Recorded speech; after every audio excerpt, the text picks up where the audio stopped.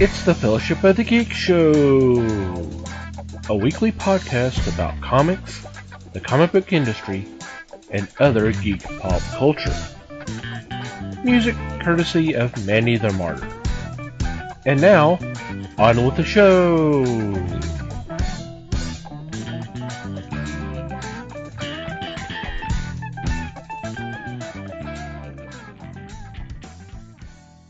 Hey there, everybody. It's the Fellowship of the Geeks podcast. My name is Thomas Chick, and joining me for this episode is Mike Marlowe. Hey, gang. Les Webster. Hello, all. And Liz Newman. Hello, everybody. How are you guys doing? Good. I feel like we just did this. We did for 3 whole hours plus. I kind of feel like we're still doing this, but whatever. A few days ago, yeah. Oh, man. Yeah. Sorry about the long episode, everybody. That's, hey. We got carried away. Yeah. Well, there's not really any other excuse for it. We just got carried away. You know. Yep. We had a good time. We did. Did we? We discussed and if anybody quite a few things. listened all the way through it, congratulations. You deserve something. Yeah. Shit. You earn a Ghost Star. Uh-huh. A Laurel and Hardy handshake.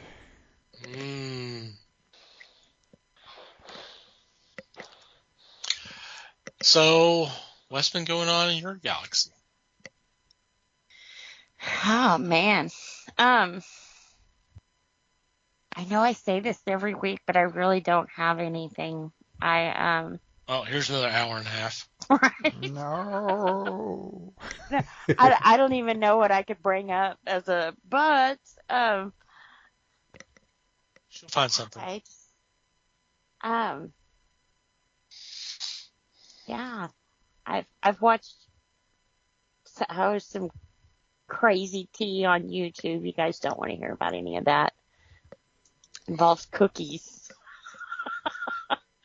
But if you made them, we're interested. No, I didn't make them. Damn. We can help you get rid of the evidence on that. Right. Yeah. And as expensive as they are, I don't think I'll buy them either. Is this the whole Pokemon thing? Yeah, I mean... Yeah, I caught a little bit earlier today, and I was like, okay, well, whatever. I think it's crazy. I will say this on the whole thing, though. I don't think it's really the price point of the cookies, because when I heard she was doing cookies, and then they found out, oh, it's the same cookies, you just get less of them, but you got to pay more, because now I guess because she endorses them. I mean, yeah, that's kind of crappy. But when you think about $28 for 4 packs of cookies, That's $7 a bag. I mean, it's not bad. That's what the you're point. paying for Girl Scout cookies anymore. It is, but that money's going into an organization that's helping those little girls all year long until their next cookie sell. This is going into the pocket of a Twitch influencer, Yours is I going guess. Yours is going to help a specific little girl. Yeah. All year long. So it's kind of... Who is not hurting for money, by the way. Right. Well, she's not in any way at all. But she added like a pinch of vitamin D, and now she's selling them as like health food cookies. So anytime you get into the health food market, you are going to pay a little bit more for that kind of stuff. And I myself, yes, it's $7 a bag, but you can't buy a single bag. You have to buy the minimum of 4. So it is $28 for cookies, plus shipping and handling. So it winds up being about $33 for 4 bags of cookies. Not my cup of tea. Now, maybe if I was in the market for a little mini crispy cookie that looks kind of gross, sure, but not judging or anything. Yeah, I mean, that's tantalizing, isn't it? I'm not a cookie person. She's I'm not a selling it chocolate hard. person, and these are like dark chocolate cookies. So I'm not a chocolate chip person. I Ooh, there's something wrong with you. Yeah, I mean, I can take or leave chocolate. So I'm not her market. I don't watch her, so I'm definitely not her market because it's her little fanboys that are going to pay this.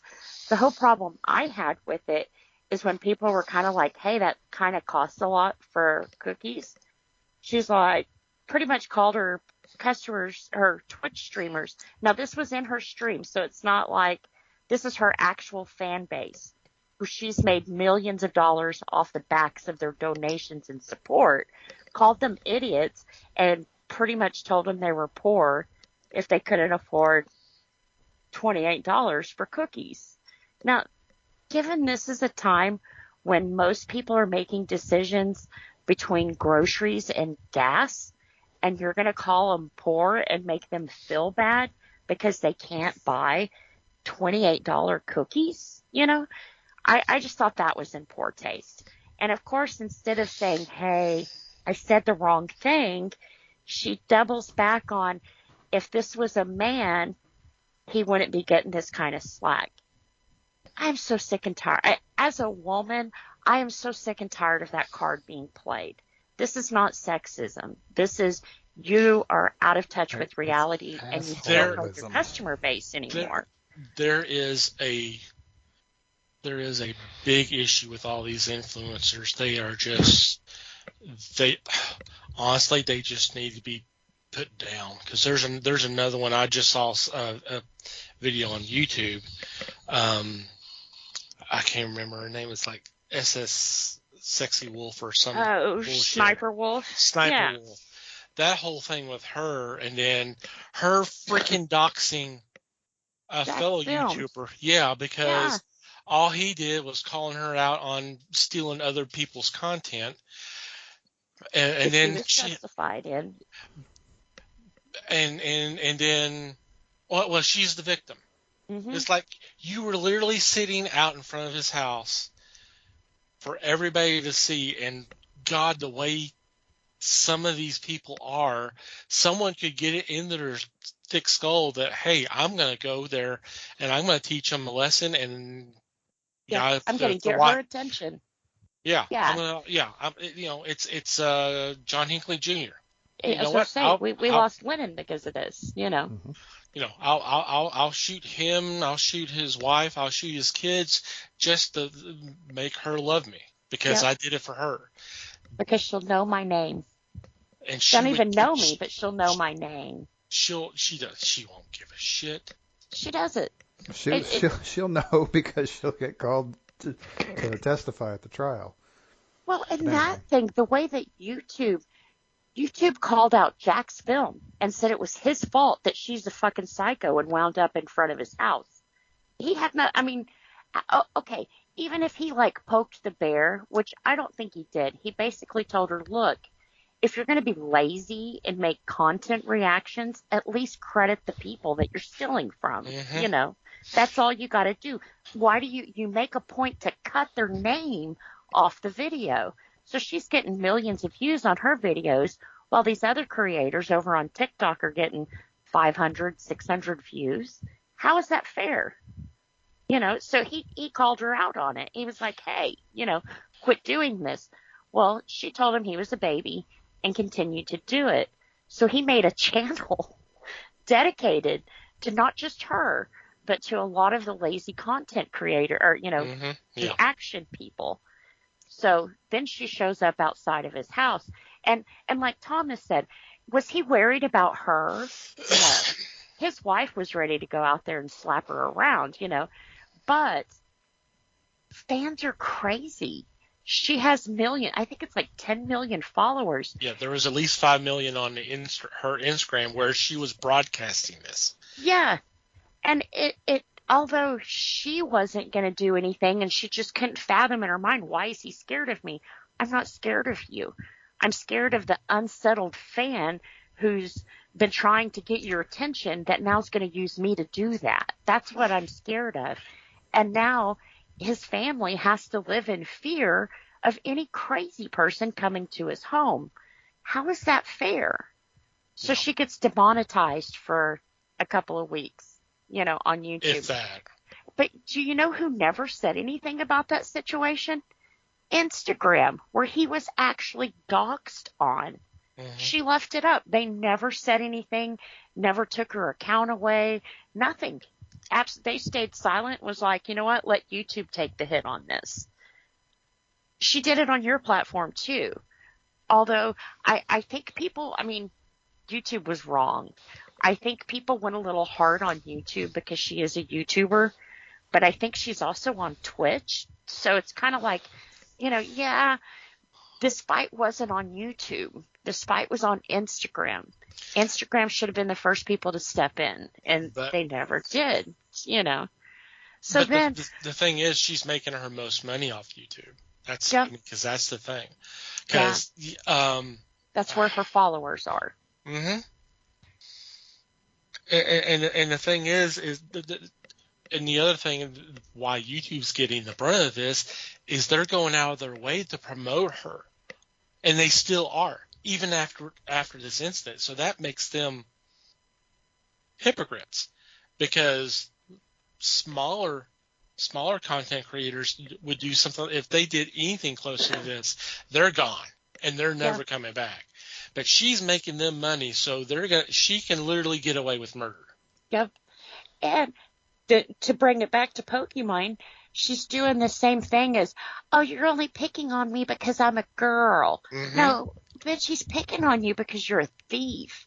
And if you go through his channel, he's called out men. He's called out everyone. If you take content from a smaller creator and you do not link them back, he's called you out. Mm-hmm. I don't think he's ever even called her out on being a girl. So it's kind of like he's called her out on being a word that I will not say here. So yeah. Well, yes. Given some of the words we say, that's impressive. Well, see, and that's another thing. Oh, I believe me, I'm holding my tongue. She has some very questionable videos involving minors that have been left up on YouTube for years. Yep. Why? I knew nothing about her until this was one of the suggested videos. I'm going, okay, what the hell is this bullshit? And I started watching it. And when we got to that part, I was like, are you freaking kidding me? Yeah. Because she makes some money, they turn a blind eye to it. She literally had some of these kids, and they were kids, reveal themselves, and I'm like, that if she was a 40-year-old man, he's in jail. Well, heck, not even a 40-year-old man. If she was a man, period, no matter what age, she would have been labeled a pedo, and which I'm sorry, you are. If you are asking minors for pictures, even if you think it's funny, I don't see that funny. That's sick. And instead of, hey, even after being called out on those videos, hey, we found these, she still left them up for a couple of weeks before she finally deleted them. So it was kind of like even then she didn't see a big deal in what she did wrong. And to me, those kind of people are dangerous. You can't be that freaking stupid, Apparently she is, but, Well, it was kind of interesting seeing her story in this video, because what happened, how she started was her husband, which I think they're separated now. I don't remember that right now. They're not together. They're getting a divorce. That's how all this blew up. Yeah. What he would do is he would go and play video games like Call of Duty or something like that. He would record it and then go back and actually write a script. Mm-hmm. And then she would go on and stream.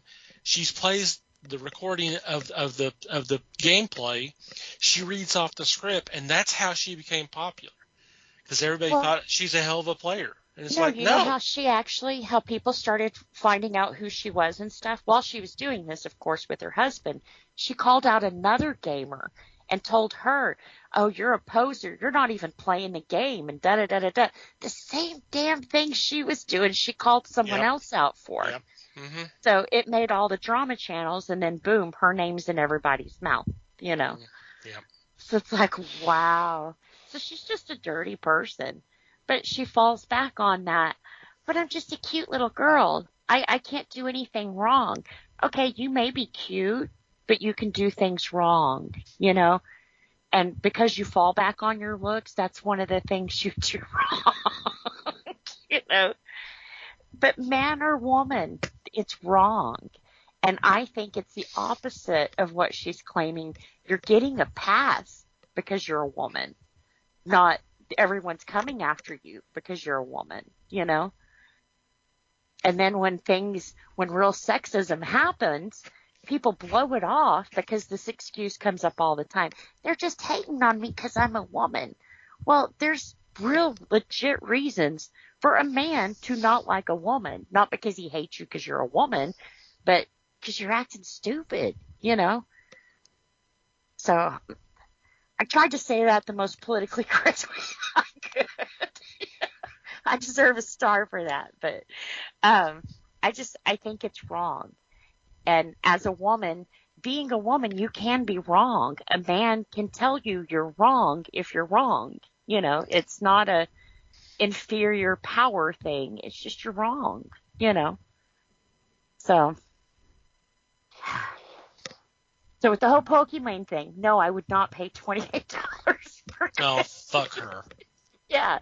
And she needs to get, because she's the same way. Every time she gets in trouble, oh, they just hate me because I'm a girl gamer. You know, oh, I'm the first girl gamer. Oh, honey, please. I was playing Commodore 64 before your mama was even born. You know, there's been other girl gamers around. We don't get a special badge for that, and we don't get special treatments for our hobbies, you know. Grow up. But in the meantime, quit calling your customers stupid. And then customers not always right. No, they're not. And I think Osmond Gold actually pointed out a good point on this. It's not the customer that's always right. But when you have more than one customer who's saying, hey, maybe this costs too much, you have to start listening as a collective. And if you're collectively getting that complaint over and over and over again, then maybe your customer's right. Maybe you've priced this too high, you know. Maybe if you did like Mr. Beast did and actually made it affordable, it would be in freaking Halloween buckets this year like it was, you know. There's ways to kind of give back to your fan base and still make a profit, you know. Yes, that's crazy. I mean, like I said, all for you if you want to pay that, because I do know, you know, like I said, health food, I think it is gluten-free. She added a pinch. It shouldn't even be counted, but she did add vitamin D to these cookies. So technically It is a health food. Yeah.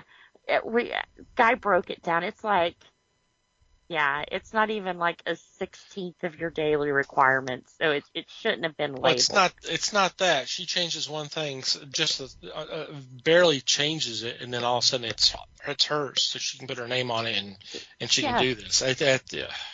And you know, influencers white label all the time, and hey, that's great. But what drives me crazy, like Jaclyn Hill, I took 2 years to develop this formula. No, you didn't. This lab over here has been producing these generic cookies for a while, and now they've offered to let you put a label on it for them. You didn't make that cookie. That factory made that cookie, you know. So I don't know what took her 2 years to make. The package? I mean, it's cute, but it ain't all. 2 years to make that. I'm telling you yeah. right now. I mean, I could have designed a 3D mesh model of the bag and 28 cookies that's in there and a day. It took her 2 years to pull her head out of her ass. I guess people are supposed to go, oh, she's been so dedicated to this. No, you haven't. Oh, no, she's not dedicated. She's committed, and she should be committed. Well, and she's just a face of a cookie. So now you've called your customers idiots and poor. Now, what happens to the person who is in the factory making your cookies. They've got to pay for that now. What about the person who's handling your marketing? Well, now they've got to pay for your comments too. What about the guy who's handling your distribution and your shipping? Well, now he's got to pay for your comments too. It wasn't just her she was speaking for now. It's a whole freaking company. And she doesn't give a shit about them. Nothing. Because why? I can go on there and say I'm cute. And people will donate money to me. Is that all I have to do? Just go on the internet and say I'm cute? People will give me a shitload of money? Apparently. Learn how to play feel Call free of to Duty try, or Mike. something. And Feel free to try. Mm-hmm. Let's see what happens. You gotta find a chick, though. I can pout. Her chick Shit? is a girl. Yeah, shit's right. But you gotta, every 2 rounds, smash a beer can on your head. You gotta have something to stand out. And, then, yeah, they'll eat it up, apparently. At $28. Oh. Yeah, I mean, good for her. If it works, good for her. But I don't see that happening. And I didn't see, now the cookies that she's selling were sold in Costco for $10 a bag for a 14-ounce bag. And she's selling I think it was 1.4 ounces each bag. So she's selling half the product for twice the price. Are these cookies still in Costco? I would go get the Costco ones for $10. If they're out there, there needs to be a big push to say, hey, don't give this bitch any money. Go to Costco if you really want these cookies. Yeah. If they're gluten free, I don't want to be anywhere near them, honestly. Right. Yeah. And she says she's a gamer, but every time I've seen it, because I don't watch her, but every time I've seen any of her content, she's watching a movie or something. So it's kind of she does reactions. I mean, yeah. Oh, okay. So she is like the other girl then. Yeah. See, and there's a few people that I like watching reactions from, but to me, I'd rather go watch the original and go off my own reaction. I've never understood that kind of content either. Well, says the chick who's been on a podcast for 6 years, basically reacting to stuff. Well, yeah, that's what I'm saying, though. It's my reaction. I'm not watching this guy's reaction, Mm-hmm. There's a wall there. I don't have to hear their I'm also just jerking your chain. But yeah. Yeah. I love you. Uh-huh. She says that now. Wait till break time. I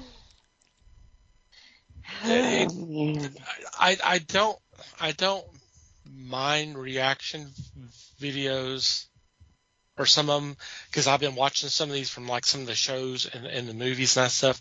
That's one thing, but for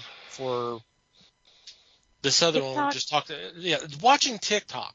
Yeah, those are the most 30 seconds. Those are the most stupidest pieces of shit. And I'm like, and people are addicted to watching them. I'm like, Yeah.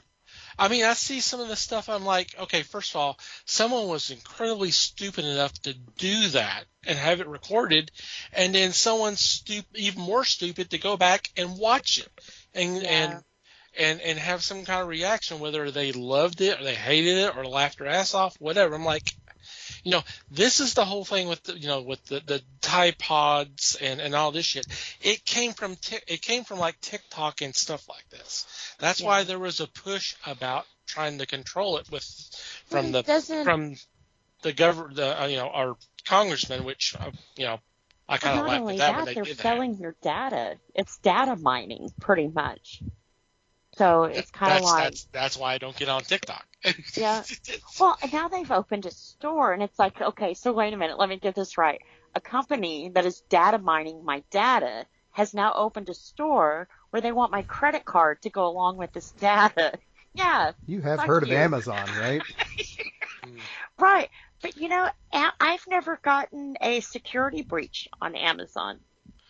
I've never gotten my password stolen from Amazon. I've never had my credit card stolen from Amazon. So it's kind of like they're a little bit more secure, but see, and that's a little touchy ground here.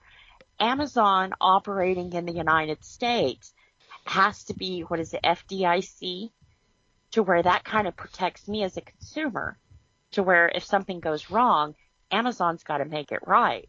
TikTok don't have to make it right. Yeah, they're in they're China. Like China, yeah. Yeah, you know, they're not bound by the same laws like Amazon would be. So I'm a little bit more lenient with Amazon than I am with Temu and Shein and all these other places. And I hate to say China, but they're all out of China. They're not governed the same way we are. They don't handle our data the same way that we're required to over here. So I don't feel safe doing that. But there's even ways around that. You can pay through PayPal, and PayPal will add that protection to you for a business in China. So there are ways to protect yourself, but TikTok ain't it. TikTok definitely ain't it. Yeah, I've never gotten the hype of TikTok. Seems like a time suck. Everything's a time suck. Yeah. It's an IQ suck, too. Yeah, It I depends guess. on what you're watching. There is actually decent content on there. Okay. It's hard to find, I'm sure, but I suppose, and most of the good highlights they put over on Twitter anyway.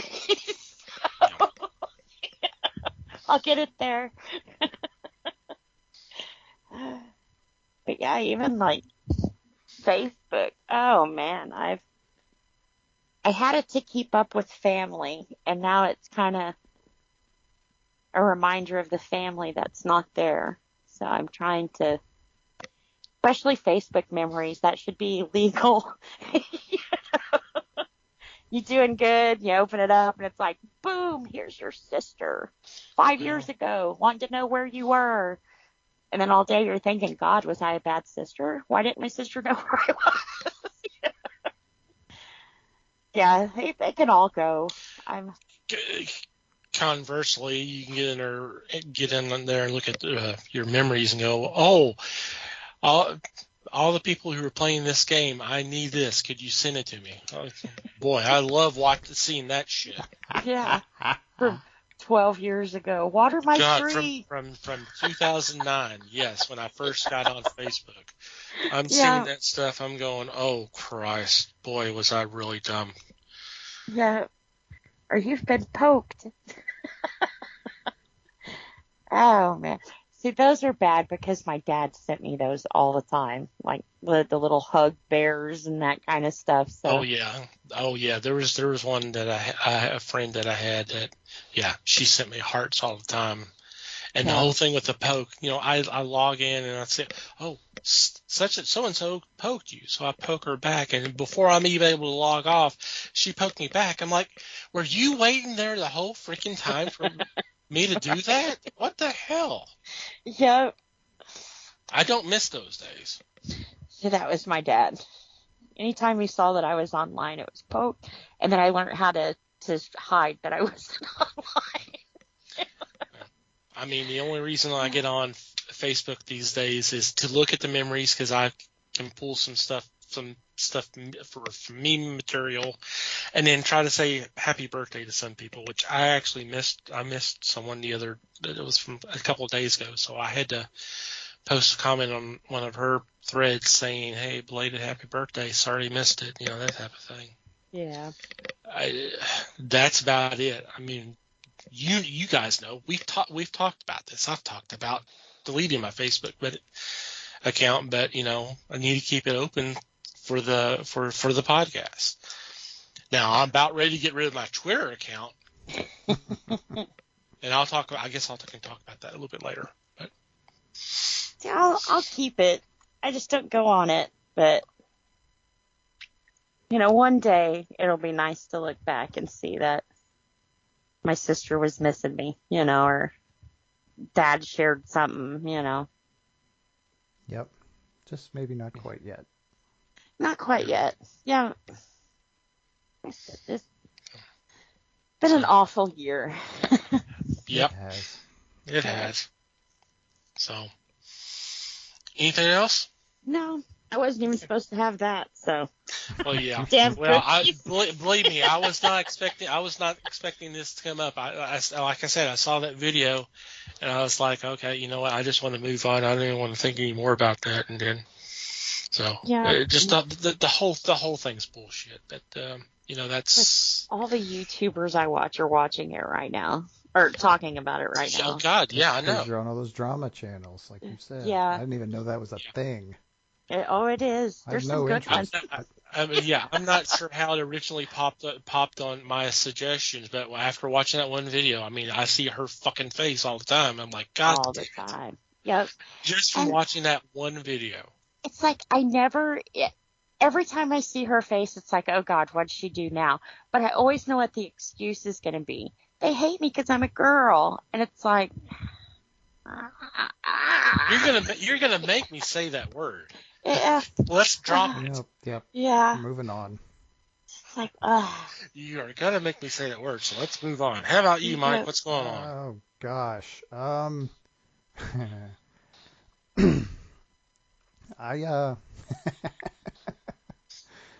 Oh.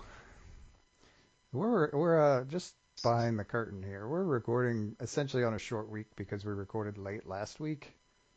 So honestly, other than edit a podcast, I really haven't done much of anything. Yeah. Not only was it a short week, but it was our longest episode ever. Ever. And that's not the only reason. I was actually kind of sick over the weekend too, so that literally editing the podcast was kind of the highlight of my weekend because it was long, but at least it was entertaining to me. Hopefully it was entertaining to our wonderful listeners also, but I was in full-on selfish mode this weekend because I felt like hell. So I'm feeling better now. Now I got to get my sleep pattern back on track, but Well, once you do that, can you help me? right. The next do me. I haven't succeeded at this one yet. Let me get that figured out first. No pressure. Yeah. We won't talk about what pills are going to get popped for this, but anyway. So yeah, I haven't watched anything to speak of. Maybe one Red Green episode in the last 5 days. Seriously. That's right. You were doing that. I forgot about that. I still am. It's just I have not much in the last few days. Well, and you got a few years to kind of cover. Yep, it's gonna take a while. So I'm not feeling rushed or anything. I'm just I wouldn't as the mood strikes me. I wouldn't rush Red Green. No. That's not something you want to do. Yeah, I'm not a binge watcher anyway, but that to me would be the quickest way I could think of to ruin the show for me. So not gonna do that. Yeah, I can understand that. So. Yep. Okay. It's cool. Alrighty, Les. Well, let's see. A couple things. I picked up a copy of the magazine Retro Fan.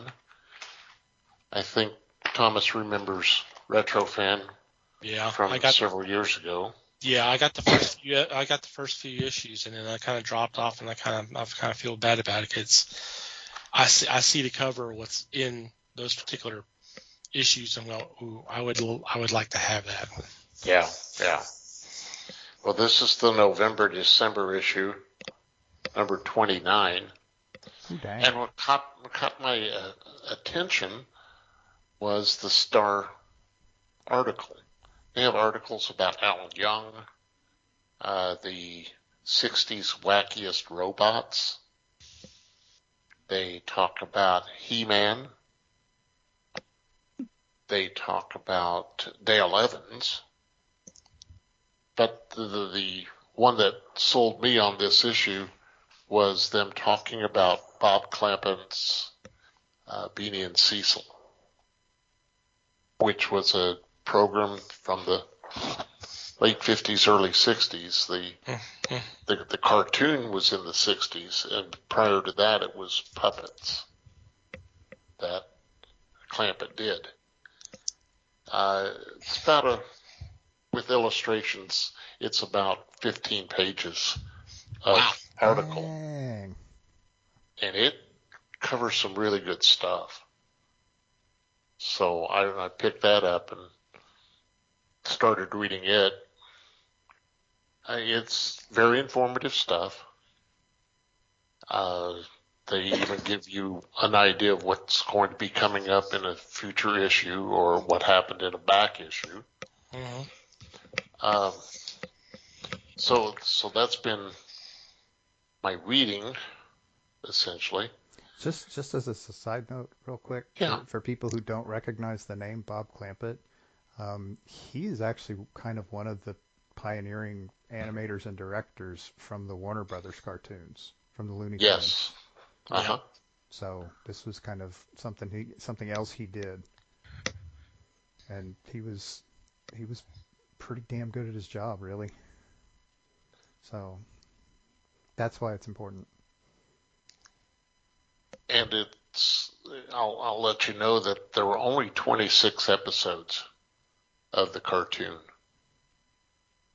But at the time, they ran them on Saturdays and Sundays, and they ran it that way for 2 years. So they would finish up,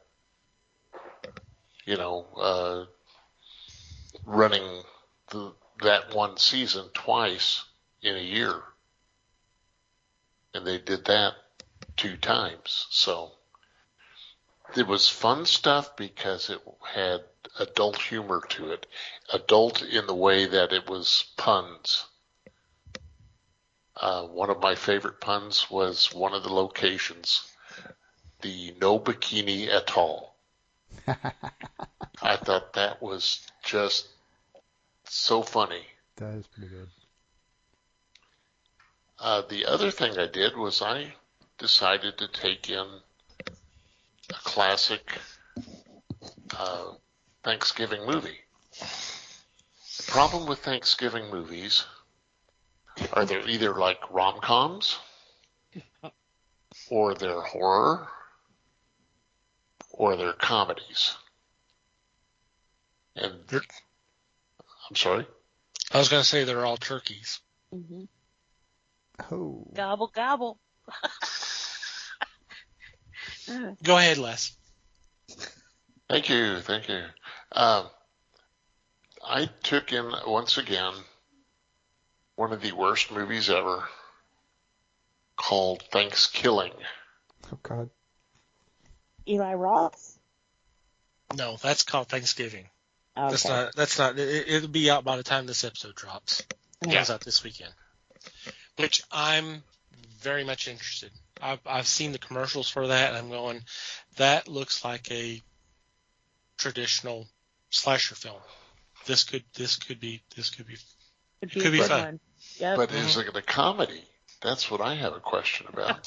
There may be some comedy in it, and that's okay. Yeah. You're talking about the turkey one then, right, Les? Yes. The killer turkey. The one Liz has talked about. Yes.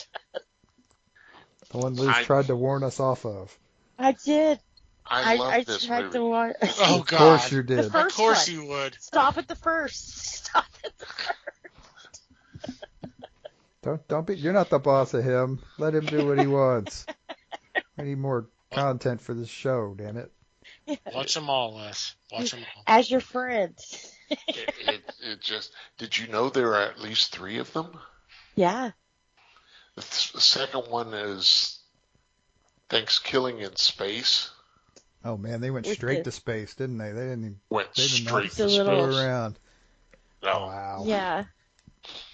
And those are of 1 and 3 are on Tubi or Roku, so you can sit and go, "Oh God, this is even worse than I remember." But you know what's funny? They didn't have a part 2. They Oh, they was it? they joke about it in part 3, but there never was a part 2. They were like, it was so bad that they had to be destroyed. And after Oh, watching That's 3, funny. it was like, I believe that. He's like Bunny Man's cousin. It's a hell of a shtick. Yeah. I guess I don't know if I made it all the way through part 3, the third one. Because the little worm at the very beginning, it was like, what? Oh, yeah. yeah. What are they trying to rope me in on? Yeah. And then, you know, the first one, you're like, oh, I wish they would show more of the puppets. And then you watch the third one, it's like, I wish they wouldn't show so much of the puppets. Be careful what you wish for. Right. Yeah. Yeah, but I thought that was funny about part 2. Well, good. Now I don't have to go digging for it. Yeah, because you know me, I'm a completist. If I torture myself, I like to go all the way. But they said that was kind of the joke about it was so bad they had to destroy it, and there's no copies anywhere. I give them credit. That's something original. Mm. Yeah, Well, they should have done that with 1. yeah. Okay, I think that was the running thing for part 3. Wasn't that what he was looking for? Was this last copy of this, movie? Yeah, gobble gobble. And I'm not going to complete that Yeah. phrase. I'll keep our rating. But honestly, for a Thanksgiving movie, there's not like you said, there's a lot of rom-coms, for taking Brad home to meet the parents for the holiday kind of thing. But Did this you say one was Brad or Vlad? Brad. Okay. Yeah. Just Well, checking. Vlad would make it more interesting. That's what I'm talking about. Another sci-fi. I found him I'd in buy the that ditch. for $1. Good, because you can only find it in the dollar bin right now. But anyway. So that's on Tubi, huh? It's on Tubi. Go ahead, waste your time. It's the snarky turkey is worth just the wait on that. It's so bad. This looks like the puppet that was used in the movie Hard Ticket to Hawaii, where they had the snake, the venomous snake, to transfer, and the snake was radioactive. That's a Hard Ticket to Hawaii is a horrible movie, and that's one of the movies that was done by the producer of Wide World of Sports. Sounds like a hard pill to swallow. Them too. I mean, come on. How could it possibly be bad? I mean, who ever heard of a bad movie centered on a radioactive snake? Somehow they figured it out. I guess. That's probably just the genius of the filmmakers. Mm. Yeah. Well, I mean, you could do that and then put him on a plane. You could. That's what they did. Too many snakes. There's See, y'all just want me to say that word. Yeah, that's what we were shooting for. So you can have one of the characters goes, oh, look, there's snakes in the plane. Well, that's another classic sign of how good a movie is how many times they say the title of the movie in the movie. Not really. Yeah. But that's Not, fine. yeah. Okay. I was about to say, you don't remember First Contact, do you? Oh, y'all are on some kind of Star Trek. Oh, God, I remember the entire audience groaned at that. Right, an entire large room full of Star Trek fans groaned at that joke. Yes. They sure did. Many of them still do, if they bother to watch that movie at all. But I digress. What a waste of Cromwell. Yeah. I mean, I love him. He's such a great actor. A waste of everybody in that movie. Well, it was. It was. Oh, okay, now there I will take exception. As long as you take the movie with you when you go, that's fine. Cromwell was a waste of time in Revenge of the Nerds. He didn't even play a big role in that. I was not impressed with him in Babe. I thought, sorry, but that was a waste of my time. So. Babe, the pig movie? The pig movie. Yeah. Especially when they decided to make a second one. Well, you had to answer all the questions from the first one. Yeah. Yeah. It was a rip-off of Charlotte's Web, right? I have no idea. I've never seen it. I've never seen it either. It was a book. Now, I know what Charlotte's Web is. Okay. Come on, guys.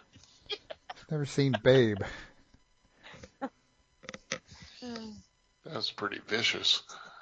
He was wasted in Species too, but then again, everybody was. Yeah. That was not a good movie. He was not, however, wasted in Murder by Death. No, he was perfect. He was genius. Got lost again. We went from talking about Babe to murder. We're talking about James Cromwell. Okay. It was like, Babe didn't die. They saved him.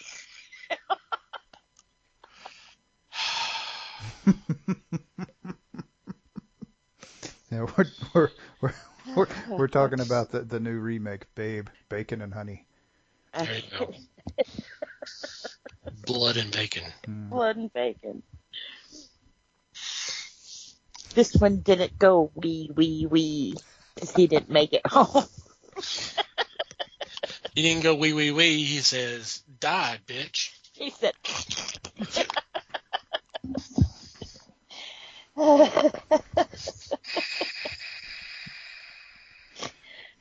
So do we wander off far enough for you there, Les?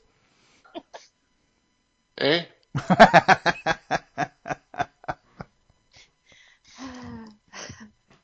I think I'm done.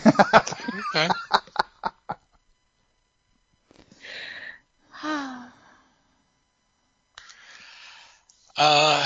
Well, for me, not really a lot. I mean, yeah, I got lost on YouTube a little bit, but not enough.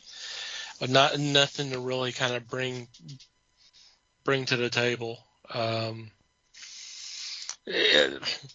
Talk about once again, you watch one type of video, and then all of a sudden that's your entire suggestion. It's clogged up by similar contact, and and I watched some of the scam baiters, and so that's all I see now is about some of these who basically shut down some of the call centers, or they got all their information and that kind of stuff. I'm like, okay, if you did, that's great. If it's taking some of these people down, that type of thing, yeah, okay. I mean, that's fine. There is something kind of interesting because I had watched one of them, and I don't remember who it was now to give them credit. But the mindset of some of these that are doing these jobs, they think everybody over here in the U.S. is rich. One of them said, "You have a computer, so you got to be rich." Well, I mean, one demanded like $25,000. He says, "Well, that's what y'all make in a month." I'm like, "What?" Okay. Ooh. They don't know.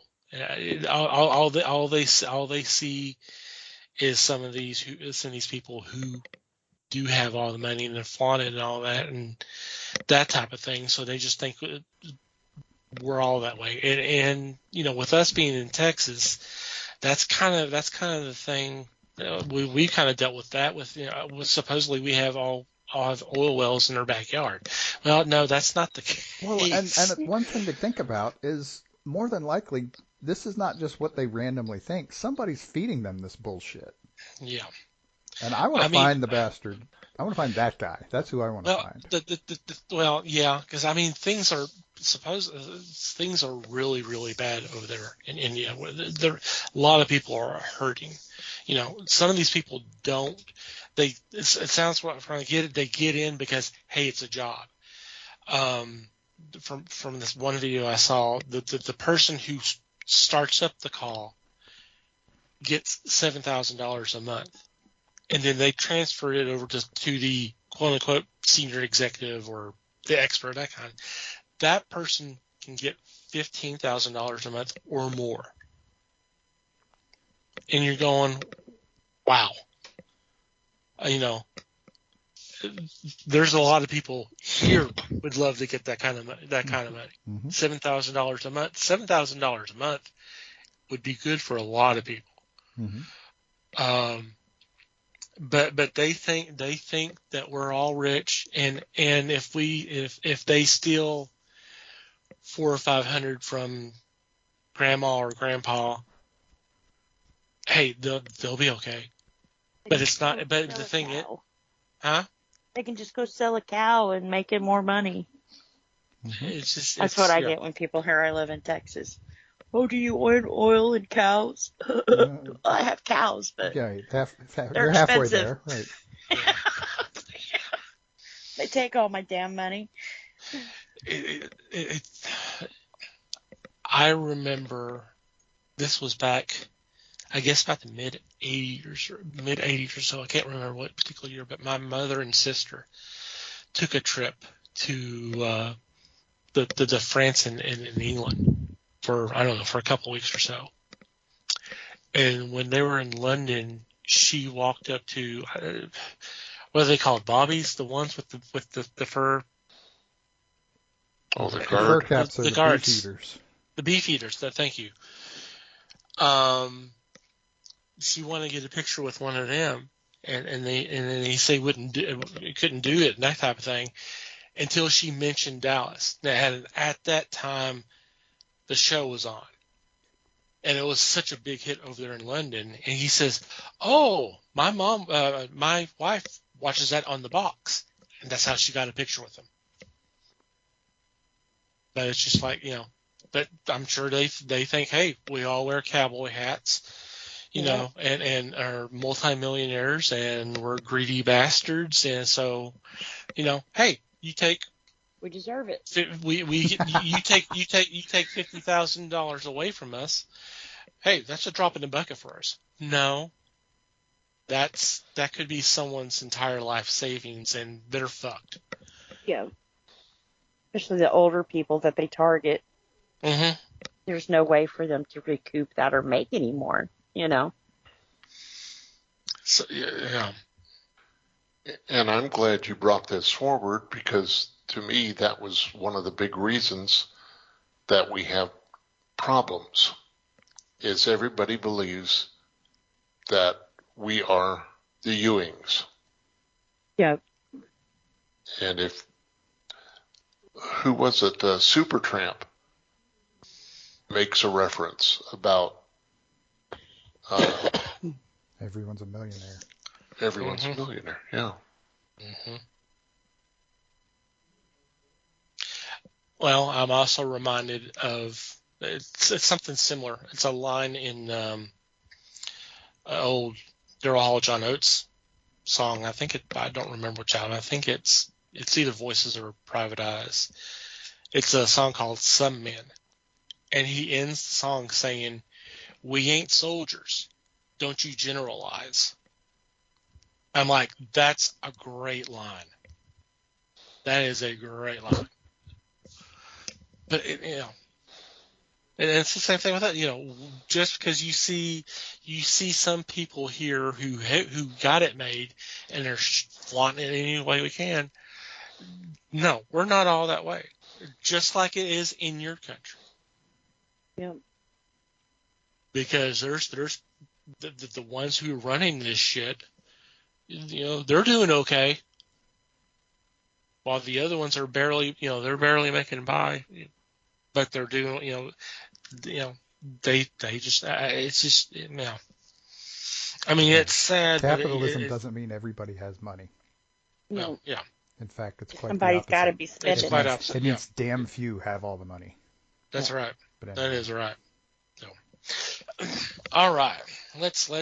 We can keep on all of that and turn around and have another 3-hour episode. So let's move on. Neither. like hell.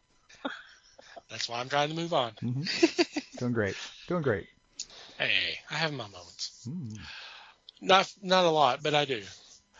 Before we get into this week's discussion, I do want to point out that we do have a Discord that's available for anyone to come join us. Sign up for Discord is free, and there is app in all the app stores. We post a lot of news items, stuff for discussion, stuff to laugh at, stuff to listen to. I posted something just the other day. One of the guys I follow on YouTube who's a musician. And this video was the greatest solo ever. And oh God, I can't remember the musician's name right now. He's let me get it here real quick. But I sat down and watched it, and I was Oscar like, Peterson, wasn't it? It was Oscar Peterson, yes sir. Yeah. And I was not familiar with this guy, but after watching that video and watching him play, I'm like, I got to watch more. And so we have like that type of stuff. We have some fun activities, that type of thing. We do have an invite on our homepage, www.thefellowshipofthegeeks.net.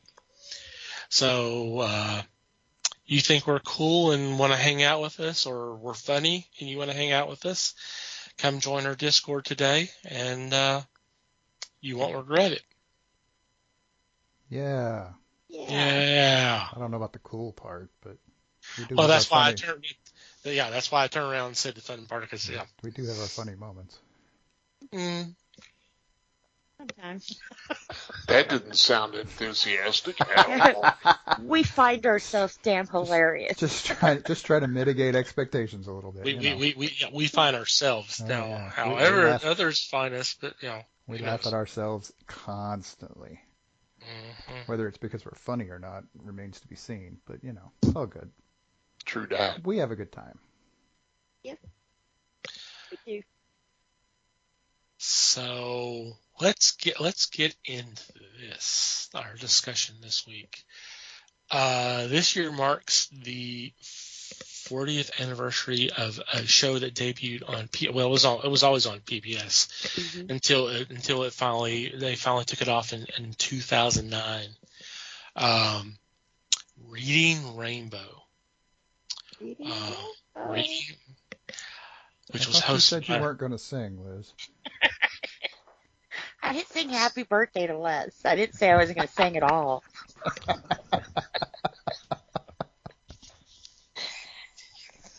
But it's kind of one of those things, when you hear it, you have to sing it. Reading Rainbow. Notice that you're the only one that did that. We all heard it. Please, you're the only one who said.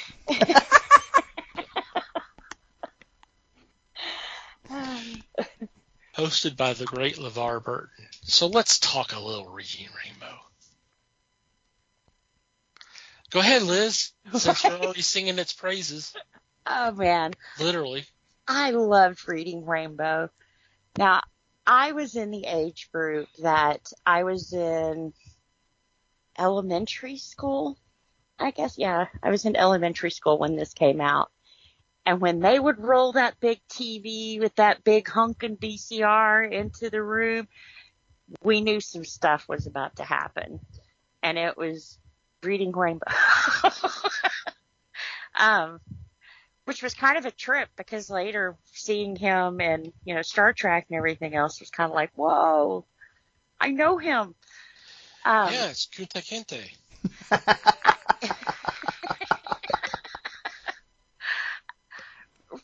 Reading Rainbow, actually a part of what I'm going to talk about on our news item kind of hits on the type of programming that we need for kids, and it's Reading Rainbow.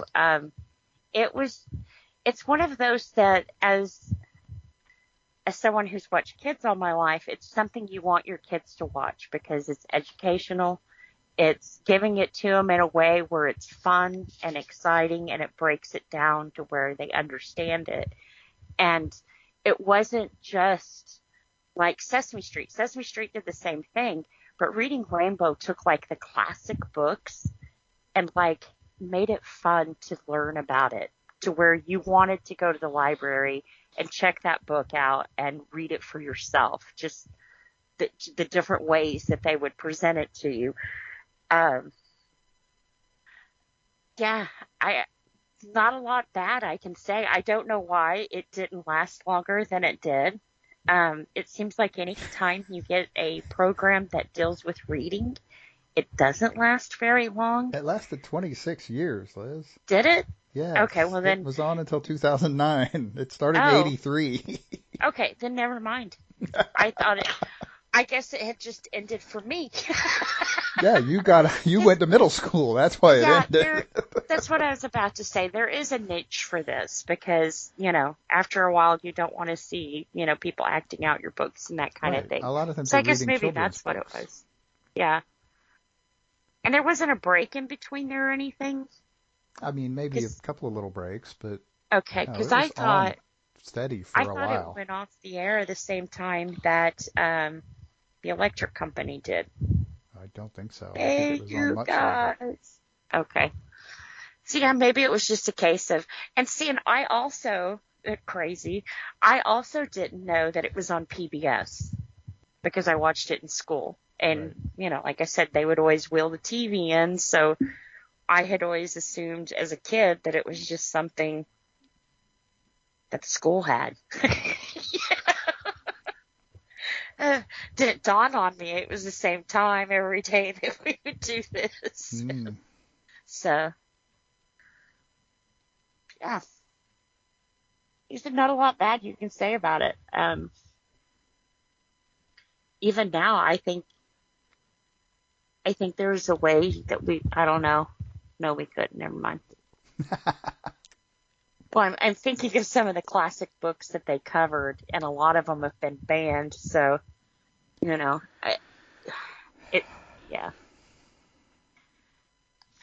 You don't think it'd have an audience now?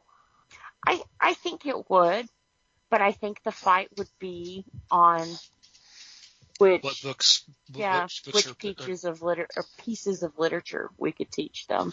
Yeah. If it's any consolation, and this is a tangent I'm a little hesitant to go down, but I'm going to at least throw this out there. This whole book banning thing that seems to be trying to happen right now, it's cyclical.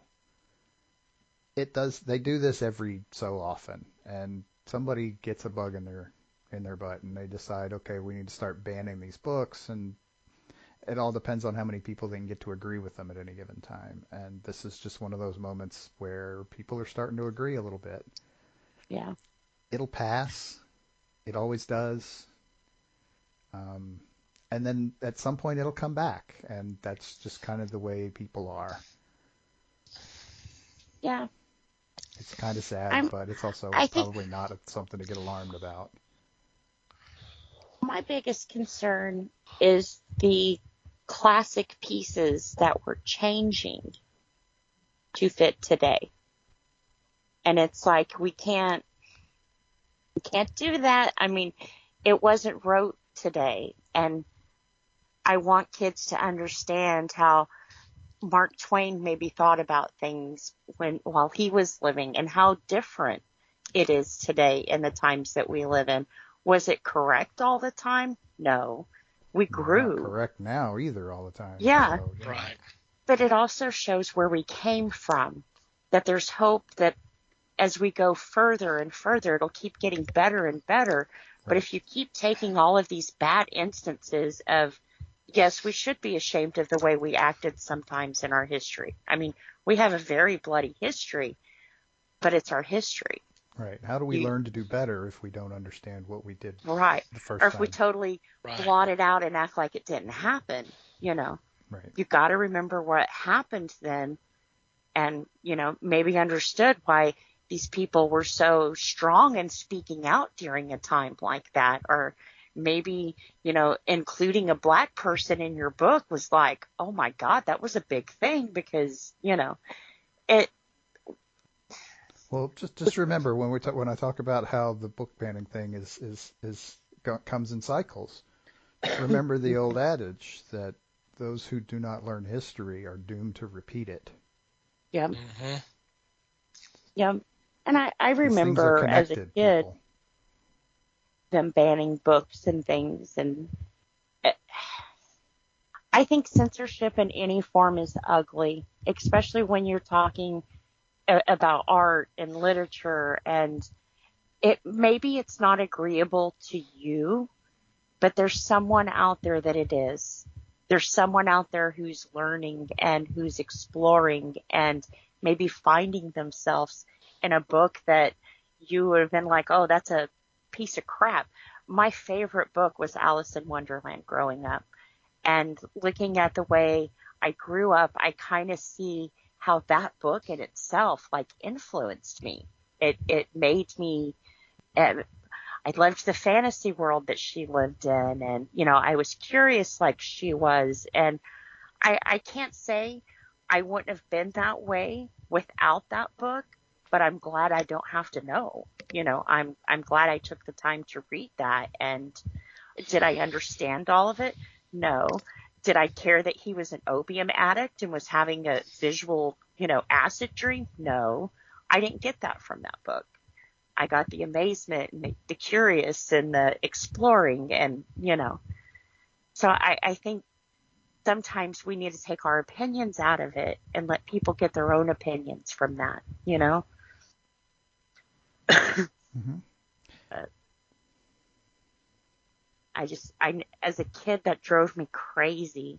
Oh, you can't read that, or oh, you can't listen to that, and it's like, wow, okay. Right. And if you don't want like me to something, be a good kid, but how am I supposed to be a good kid if I don't know what the bad things are? I'm supposed to stay away from. Right. If you're not going to show me the line, then how do you expect me to not cross it? Yeah. Right. Or know what it looks like. Right. You know? And if you really dislike something out there, anything, doesn't matter whether it's a book or a movie or whatever the hell it is, if you don't like it, look, it's 2023. We are living in an absolutely unprecedented age of self-expression. Yep. There are 400 million ways that you can literally publish your opinion. Do that. Yeah. Say why you don't. Explain to somebody why you don't like something. That's fine. But that doesn't mean we have to throw it away as a society. Right. Or ban it. Yeah. It goes back to also, we've said this 1,000 times on our show. Do your job as a parent. If you don't want your kid to read that kind of book, then don't allow them to. But don't ask the state or your library or your teachers to govern your child and their morals. And more specifically, don't let somebody else assume that control for you. Yes. Because that's what the government does. Yep. And you've got to be a parent. And as a parent, you were keep an responsible open enough to mind. put your thing in the thing. Yep. Guess what? Now your you little get to deal with the crotch is running Now you around. get to deal with the damn consequences, people. That's how it works. But yeah, and just because a kid reads about something doesn't mean they're going to be that something, you know? Right. I grew up in a very Christian home, and I always heard the the evils of the devil and, Satanists are this way. I did. I've not only read my own Bible, I've read the Quran, I've read the Satanic Bible, I've read the Hebrew Bible. If you want me to fully commit myself to something, then let me know what the other choices are and let me choose that. Don't just tell me it's bad. Let me learn on my own and find out that that's bad, And reading about it didn't make me go out and slaughter babies. I fully understood then what they were talking about. It wasn't just scare tactics. This was what it says. I don't need some meme on the internet to tell me what this says. I've read it. I know what it says, But you don't learn that if you don't open a book and take a look. Damn, you brought that back. That's awesome. I did. Very nice. Nicely done. Nicely done. Yeah. Who'd have thunk it? That's awesome. But see, that's what reading Rainbow does. It kind of opened the book and take a look. Look at what it has to offer. And if you didn't understand, hey, here's a little skit. Let me explain the hard part to you, So it made big pieces of literature less scary and fun. How many times can you hear a kid say that reading's fun? I still can't get my kid to say that. Right. I can't necessarily always get him to stop reading when he needs to, but he won't admit that it's fun. I always got in trouble for reading. Well, not that, they didn't want me to read, but it's past your bedtime. Right. It's when they want you to read when they want you to read and not any other time. And I got yelled at a few times for that myself. Yep. Sometimes you get into that book and there's just not a good stopping point. Right. And I'm like, damn it, you're the one who took me to the library to get this thing. Right. My mind is open. Don't make me shut the door. Mm-hmm. Which explains why my eyes are so bad today. I'd go to bed and get the flashlight and read, Mm-hmm. Crack the door a little bit and read by that light. Yeah, I think reading Rainbow played a big part of my love for reading because they made it fun. LeVar Burton made it fun and funny and exciting, Oh, and the guest stars. Yep. Have you ever looked at a list of the guest stars? It's absolutely crazy how many awesome people that everybody knows are on that list. They have been on that show. They have read a book on that show. Well, I think being on the, PBS, like I said, I didn't know it was on the TV channel. I knew it was broadcasted, but you know what I mean, that they handled it. But being that close to Sesame Street had tons of guest stars. I'm sure they were like, hey, come do this, and we've got this show over here. Right. And what's cool about, I know it's off topic, but what's kind of cool about Sesame Street today is that a lot of the celebrities and stuff that they have on it have kids. So it's kind of like,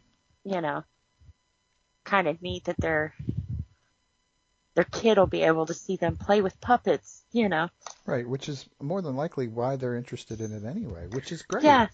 That's fine. That's why they get these celebrities is because children are friggin' important. Yep. Educating children is important. They are our future. It ain't just a cliche, people. It's real. It's not. They're going to pick your nursing homes. I'm just saying. Right? Well, hell, they're going to be running our country. Do we want them stupid? Do we want them eating Tide Pods? Some of them are going to do that anyway. And that's, there's not really anything you can do about that. Generally speaking, that's called natural selection. Yeah. That, and as a kid, sometimes you just got to do some stupid shit, get it out of your system, as long as it's something that's not going to kill you. Right. But again, with that whole line thing, if you don't show me the line, I'm going to find a way to cross it one way or the other. Yep. Now the question is, are you going to let me do something dangerous? Yep. That's the deal. That's why you show them the line. I remember, I'm wanting to say it's The Outsiders by Hinton. Mm-hmm. Yeah. We were reading that in middle school, I think it was. Yeah, probably. I think it was middle Sounds school. about right. And people had a cow.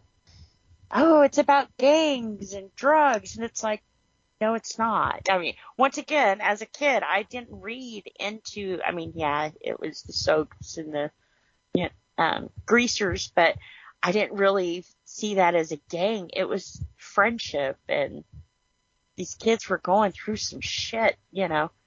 I guess I saw more of the relationships of it than all the drugs and violence they were talking about. That was life for them, you know. Mm-hmm. It wasn't safe to go play on a playground in their neighborhood. And it's life for a lot more people than we're generally willing to admit. Yes, it is. So, it really is. mm-hmm. Which, kind of bringing it back to Reading Rainbow, was another great reason for it being on PBS. Kids in, you know, poor neighborhoods. I don't know the right term for that. It broke down a piece of literature that they could relate to too. I think sometimes we're asking our kids a lot to think and come to the same opinions and conclusions when they're not raised the same way. They're in different neighborhoods, you know. So when you take a book like that, it kind of, with the different skits they had, it was a different way of looking at it and thinking about it, to where one of them was going to fit you, you know. So everybody was on the same learning field at that point. There was no advantages or disadvantages. Everybody's learning something, even if it's simply that other kids in their class relate to it differently than they do. Differently, yeah. Right. And that's a learning experience in its own. Why? Absolutely. You know, why? What's different? And mm-hmm. Yeah, we could go down the education rabbit hole. Oh yeah. Probably wouldn't be good or pleasant.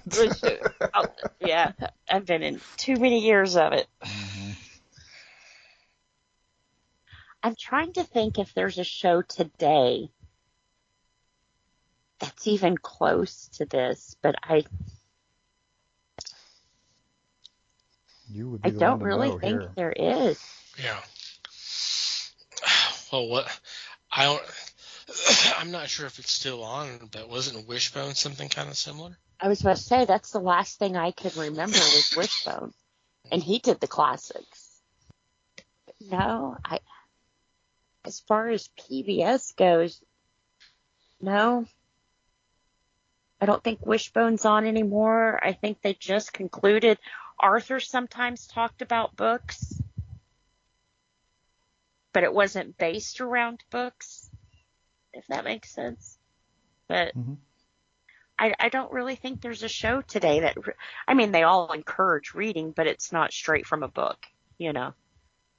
If you liked this, go check it out kind of thing.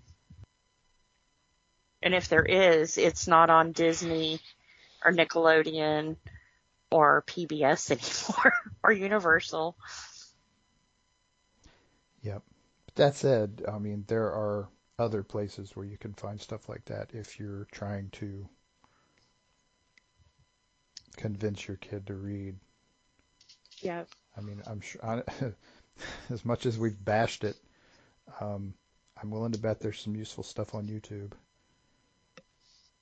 Well, I bet you could find all of the old, like, Wishbone and Reading Rainbow stuff on YouTube. Maybe.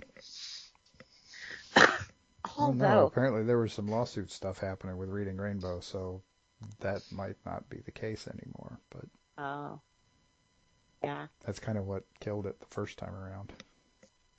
And that's sad. If you were an author of a book, why would you not want kids to read your book? I don't think it was about the authors. Okay. So that'd be some BS. I think it was more about property, as in who owned it. That sounds about right.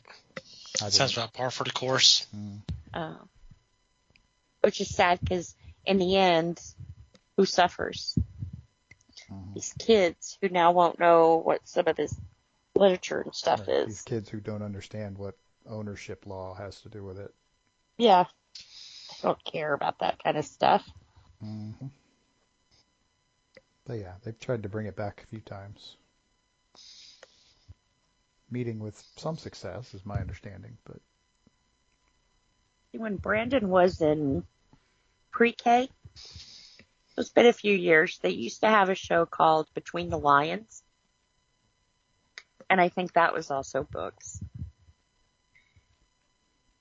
But it was more of the current books. Like, Junie B. Jones and that kind of stuff, yeah. And it was always just a clip of the show, not the whole show. Reading Rainbow was built around like the whole book. Everything was on that theme, I mean, there are a lot of shows that have kids with critical thinking, but not in books. But it's coming out of a book. Mm-mm. Interesting. Not for them to grab or grasp out of a book. Right. Or something you could go and further learn, Right.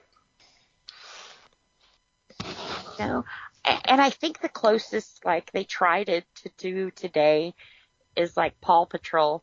There's certain episodes they'll make books, little board books and that kind of thing out of, but that was more the book was made from the show, not the other way around, but...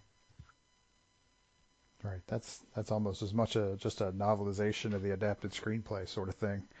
Right. Well, didn't Bernstein Bear, it wasn't a show about books, but didn't it get its start from a book?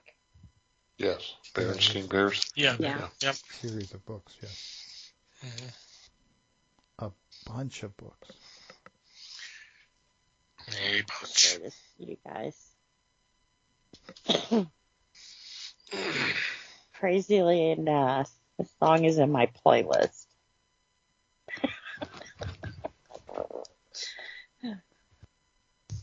But it's Jimmy Fallon as the Doors singing the Reading Rainbow song. I mean, nails it perfectly, nails it. Yeah, interesting. And then I think PBS did, it's been a few years back now, but they remastered some of their theme songs. Like they had Mr. Rogers singing a song, and I'm wanting to say that Reading Rainbow is another one that they remastered.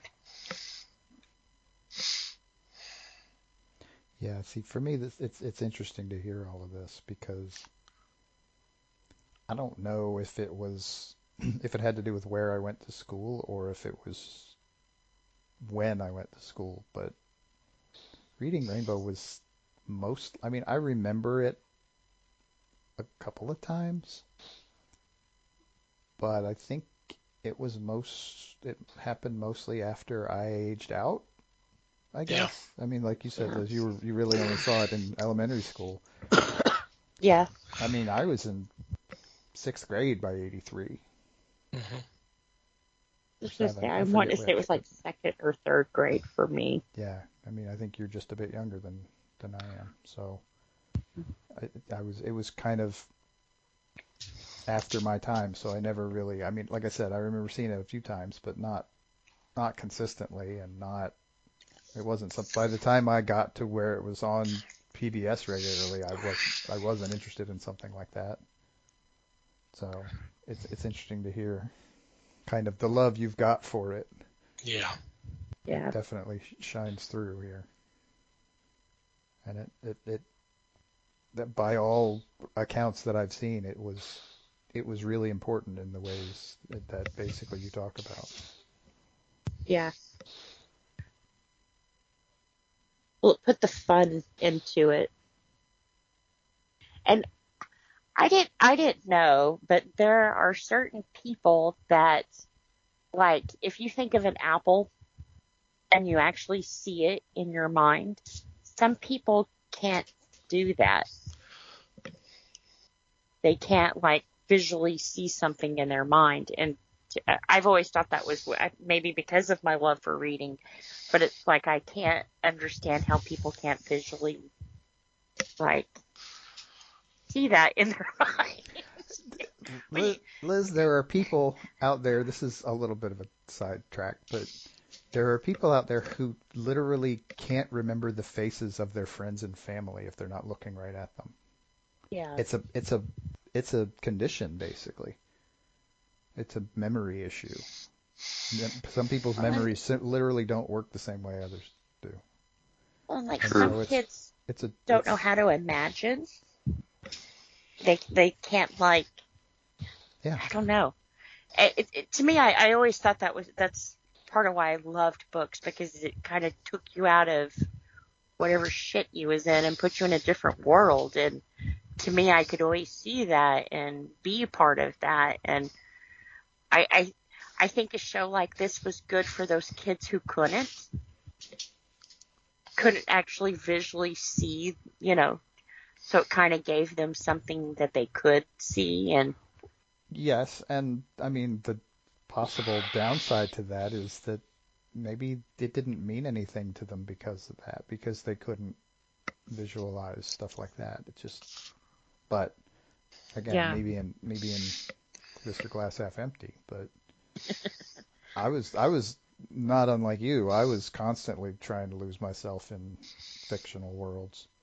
yeah. So yeah, I would have been down for this show. It would have been great, but hmm Well, and it kind of, not that the kids, there's anything wrong with them for not, but if they couldn't visualize it, it kind of opened the door to where it encouraged them to. sure, it showed them that Here's was a how thing to that do happens. this. Absolutely. Yeah. Yeah. It can be fun because people do this, Mm-hmm. Sure. Yeah, no, I'm not arguing with you. I'm just kind No, of throwing the I other know. side. I'm balancing. hmm And it's, I know there's different types of brains and that kind of thing, but to me, I always thought that was weird. Someone had asked me about that, about the apple thing, and it was like, well, of course I can see an apple in my mind, Sure. That's part of when someone speaks to you, you're kind of picturing it in your head, but there's people that can't. Right. Yeah, can't picture that. And it's not a stupid thing or anything like that. It's just their brain is different. Literally a brain chemistry thing. Yeah. They have no control over it. Just like some people are colorblind, Exactly. But yeah, I always thought that was interesting. And I guess that explains why some people do enjoy reading more than others, because we can kind of visualize that story and get into it.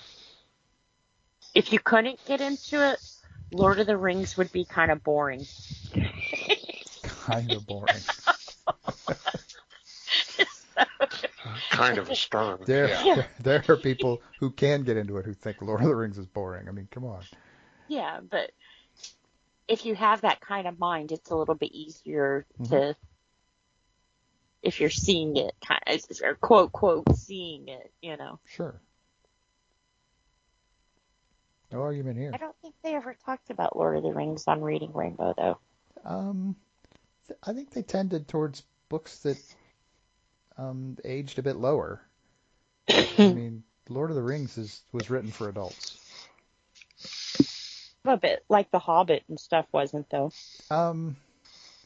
The Hobbit wasn't originally, but keep in mind that several years after The Hobbit was published, Tolkien had it republished in an edited version with the express intent of trying to make it appeal to an older audience and also to connect it to The Lord of the Rings better. Okay.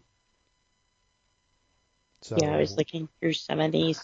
Yes, it was a story that he originally came up with while he was basically telling bedtime stories to his children. But it also developed beyond that. And The Lord of the Rings was entirely intended for grown-ups. Which is why it didn't take off in popularity immediately, because grown-ups at that time didn't get it. Yeah. It basically took their kids growing up to understand it.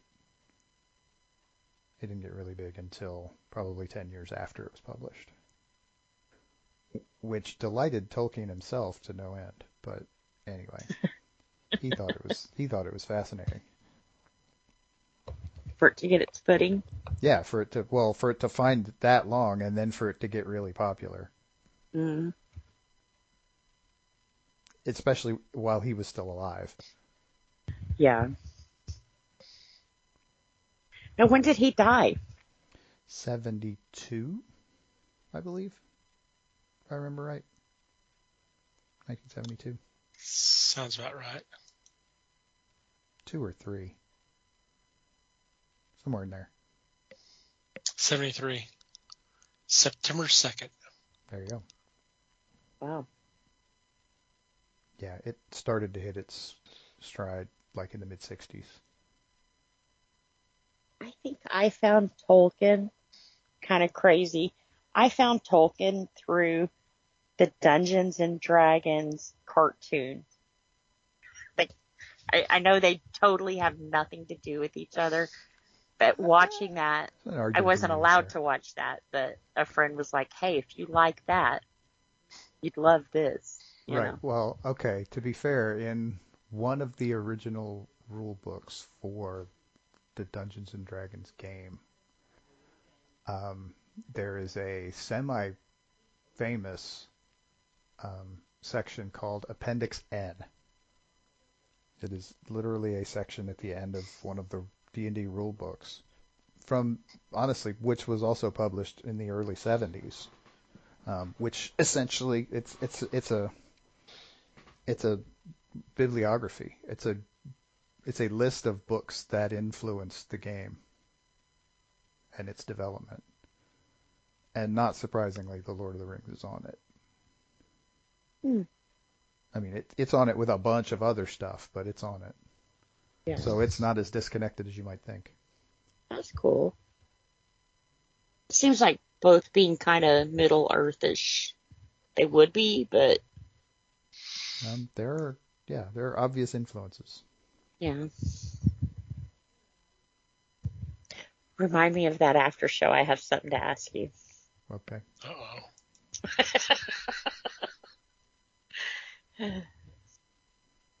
So how much did you love reading Rainbow, Les?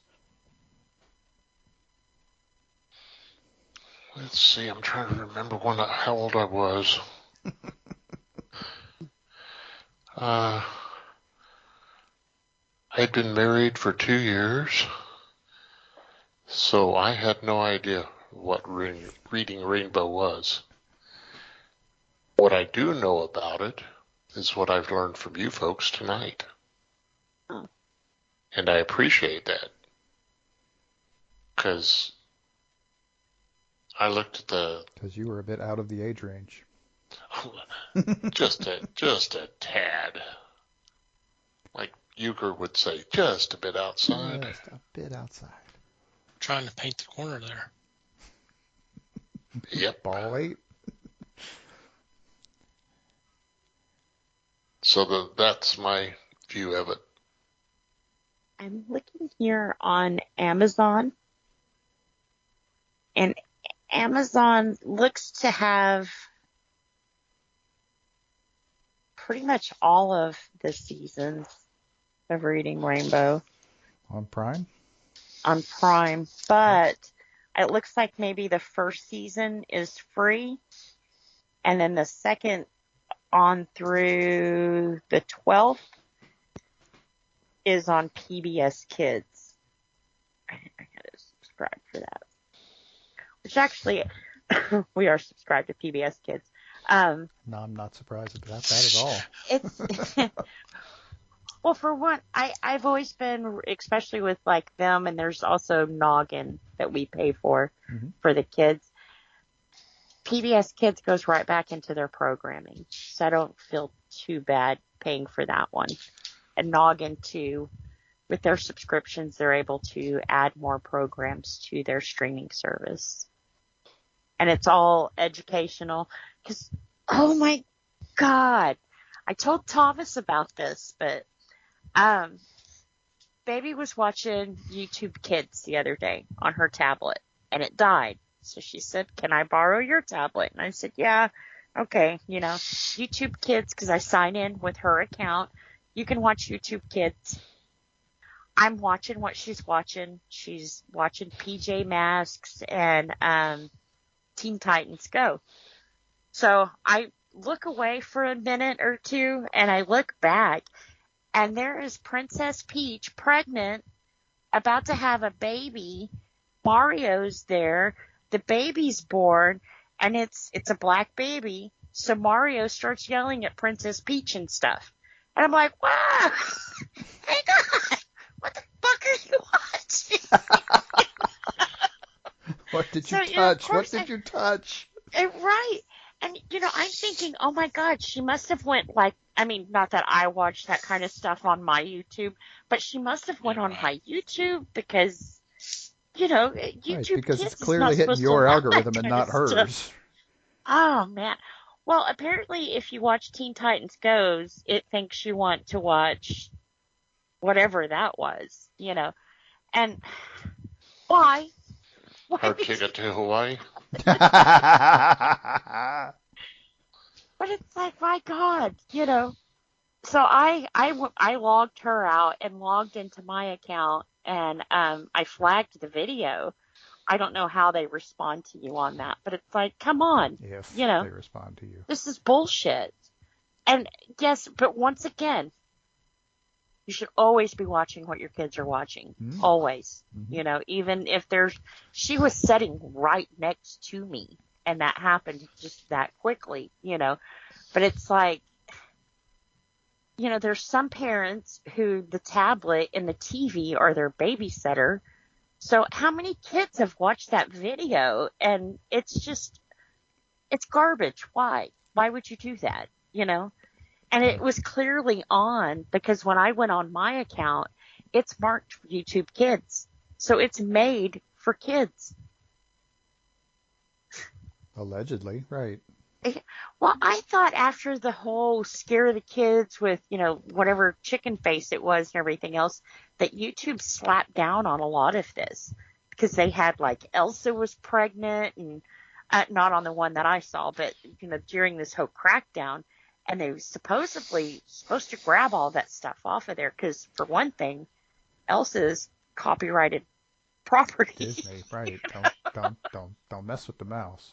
Right. And the deal is they probably did, but they did it once. Yeah. And they may need to do it again, but they may also not notice that they need to do it again until enough people raise hell about something specific. So. Well, when something is uploaded to YouTube Kids, it needs to be looked at then. And I thought that's what they said they were doing now.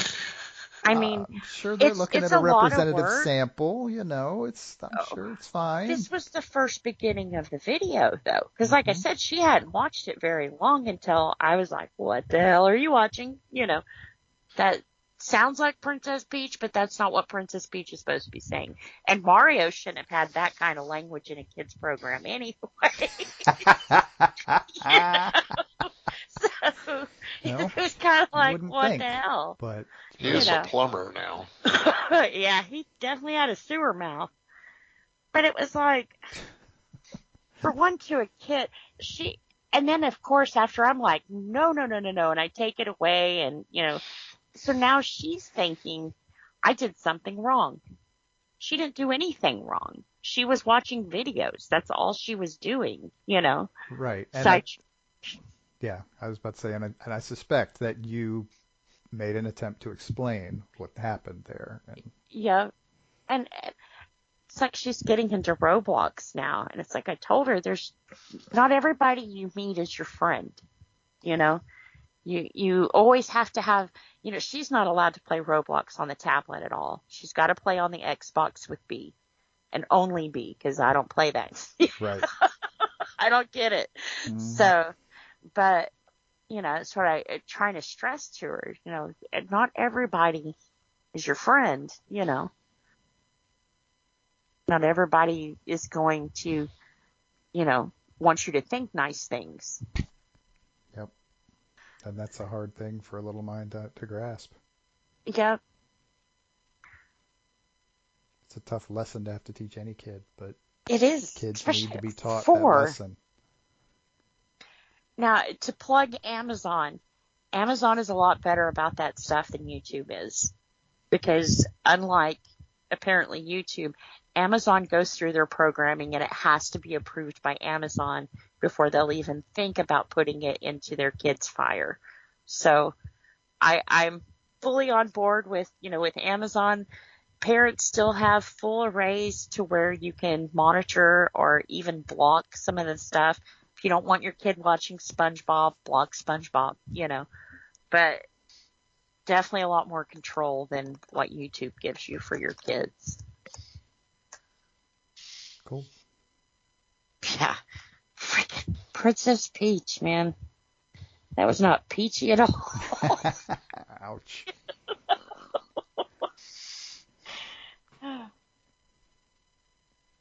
Reading Rainbow. Yeah. Reading Rainbow.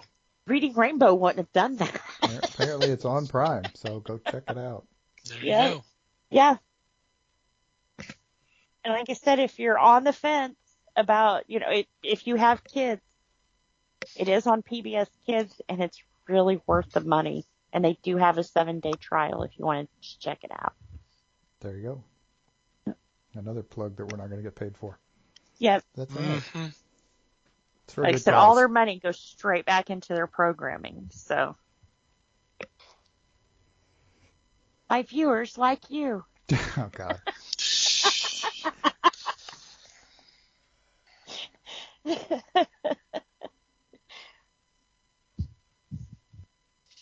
All right. On that note, we are going to take a quick break and be back with Geek News for You.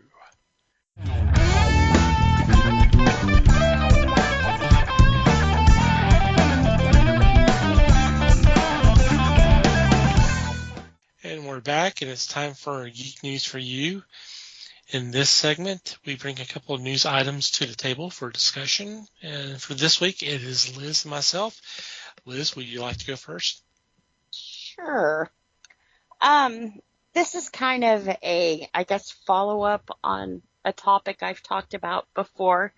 A few weeks ago, I was scrolling through Reddit, and they were talking about kids shows. And someone had mentioned a comment that this year, there has been no G-rated movies that have been released. And I thought, well, that's kind of weird. No, because Pixar released a couple of movies this year. So this came out today, and this is the top 10 best movies that came out this year. And looking through the top 10 list, which there were a few more that came out, not too many more than 10 this year, all of the movies listed are rated PG. Kind of weird that, for one thing, that Pixar switched over from G to PG. Disney followed suit with The Little Mermaid. I think Elemental was also theirs that they switched over with. Netflix, it's kind of a given that they would do something like that. But, and I know it doesn't sound like a big deal to go from a G rating to a PG rating, but it is. This is going to sound crazy. The movie system that's always been in place, I've always looked at it as a parent's guide. Not necessarily a consumer's guide because, you know what you're old enough to watch. But it kind of lets the parents know what's going on within that film and what their kids can handle. Now, there are a lot of overprotective parents out there that if their kid is under the age of 6 or 7, you're not going to watch anything unless it's G-rated. Because before, our system worked, and anything G-rated was usually okay for a kid that was 6, now with everything being PG rated, Somebody's thinking it about kind going of to bed. PJ's on over here. PJs. It kind of is putting movies to an older kid audience now, which not a big deal. Those kids need to, to have movies and everything else too. But my big concern now is this age group that we're leaving behind. I know this is movies, but part of what this touches back on is when we were talking a few weeks ago when Disney and Charter got into their big streaming war. Charter didn't think it was fair that they were offering ESPN to people because that was part of their big selling point in their cable packages and things. And they're like, you're doing everything you can to get people to cut the cord, when we're not your competitor. We're buying your stuff from you. So Disney kind of caved. And in the process to Charter, they lost quite a few of the children's channels. Part of those children's channels that got lost were things like not Nick Jr., but Disney Junior. There was like 3 different kids channels that were getting cut now from this agreement they came with so they could get ESPN. So all of your preschool programming has now been cut because football. I mean, yay. But so now we're football, but yeah. Right. And, Verizon, not Verizon, who are they? Frontier? I forget. Frontier. Is it Frontier? But who owns Frontier? Isn't that Warner? I don't know. I think we probably looked it up when we talked about it 6 weeks ago or whenever it was, but who knows now. Some of us but have the other slept big at guy, least twice since then. I'm with Frontier, so whoever they're with that owns this, I still have those channels. I still have, the Disney Junior and that kind of thing, which stays on constantly in my house, having a little one running around that is that age group that's being cut out. They had made the comment, that this kind of set the tone now, because now they know what they can ask for and what they can get. But now when it comes up for Frontier to do their negotiations, we'll probably be looking at the same thing. So it'll cut back on a lot of kids' programming because people are wanting this ESPN that they're streaming, and I guess it's the bigger draw. That's cool. But a lot of these programs that are being cut are kind of like your fundamental bases for your kids. The G-rated stuff is usually what's teaching kids their numbers and patterns and critical thinking and problem solving at a young age. But now they don't care about that age until they're like 6 or 7.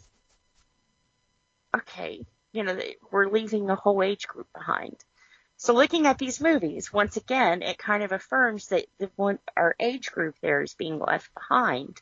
And it's just kind of sad to see the state that it's going to, because as we mentioned with Reading Rainbow, our kids are our future. These are our future doctors. These are our future presidents. These are congressmen. These are scientists.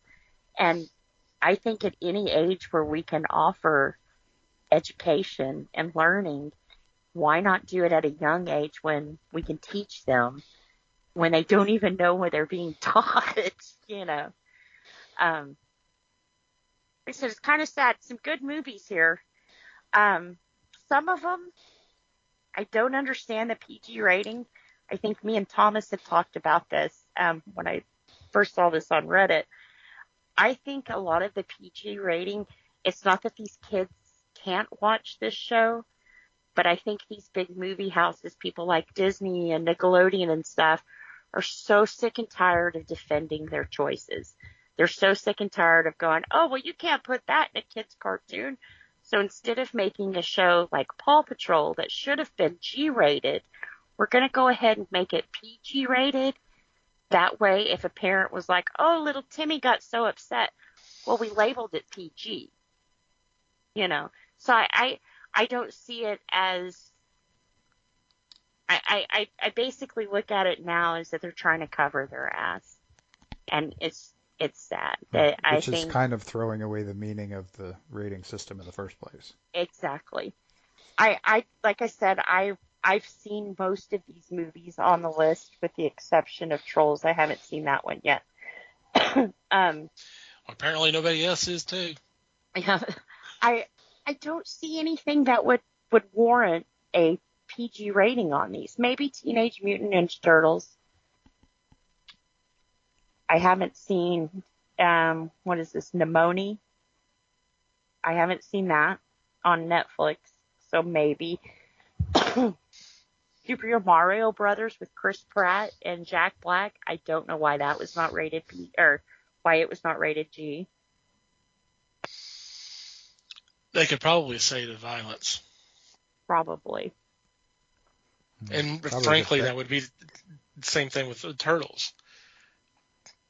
Because of the fighting and all that, that would the conflict. Yeah. The conflict. No, I was going to say it's probably because it's yeah, it's a video game movie, and honestly, the Turtles isn't that different, so it could easily be a video game movie. So yeah, fighting. But there's a lot of good G-rated movies that have fighting in it, and G-rated movies that deal with some heavy subjects that need to be discussed, and we had seen not too long ago that Disney's talking about taking the scene out of Bambi where Bambi's mom gets shot. And it's kind of like, wow. I mean, that was like Bambi's whole turning point. And, like we were talking in pre-show about Leanne and death, sometimes introducing that to kids at a younger age in a format that they can process and handle a little bit better, I would rather them kind of get that feeling from that than have to try to process and deal like with when grandma dies or their cat dies, or they're experienced with it. They know what happens. There is no coming back from that. We can't shelter them from death, So I'm not saying all gloom and doom, but Bambi being referenced here, I think it was introduced in a way that was, it was scary, but death is, but kind of showed how Bambi, I got to move on from this. I got to grow up. I got to stand on my own 4 feet. And, that was his changing point. That was what built him as, we can't dumb that down for kids, Right. It's part of the development of the character. Yeah. And it's kind of an important thing for kids to see, Kids can learn from that. And it's an important lesson that kids can learn from that. Yep. And that someone that's that close and that we love that much could just be gone the next day, Mm-hmm. Something freaks, it's gone, I think, like I said, it's a less scary way of showing that to them than firsthand. And then here's all these emotions I got to deal with. I think a lot of times parents are looking for a way out of that conversation with their kids. Mm-hmm. Oh, well, let's ban this book because we're talking about this, or let's take this out of the movie because I don't want to talk about death. Well, if you're not talking to them about it, who are they going to talk to about it? Where are they going to see this? Where are they going to learn this? Mm-hmm. That has long been one of my tenets of parenting. If I don't talk to them about it, who will? Yep. I would prefer to control that conversation. Exactly. And I've made him do some pretty awkward shit because there's just things he needs to experience, and I would rather be able to be there and explain stuff to him when it happens. Yeah. Not try to shelter, and you got to learn to fall on the ground so you can pick yourself up. Mm-hmm. Mm-hmm. So I don't know. Like I said, I hope they come back around and really think hard about this, because we can't. It seems like every time there's a deal being made, whether it's politics, whether it's TV companies, our kids keep taking the hit on it. And it just sucks. Yeah, well, the little jerks don't have any money is the problem. And But so they're they're big not jerks important. too. Hey, I'm with you. I understand how the money flow works. I'm just saying that apparently they're forgetting Yeah, they are. that you hit them in the feels and then they cough up the money. And the kids are the feels. Well, and if you keep putting them on the back burner, you know, what are they going to do for you? You've never done for them. Never thought about them. Right. Well, Yeah. corporations are not parents, so No, what they're what not. smart parents are going to do is find reruns of stuff that already exists and feed them that, and it'll be fine. Right. But Which is why I appreciate things like PBS Kids and Noggin and heck, even Disney. Now, I do know, like I said, Charter did cut Disney Junior from their service. You cannot get that on cable anymore. But you can go to their website and get it there.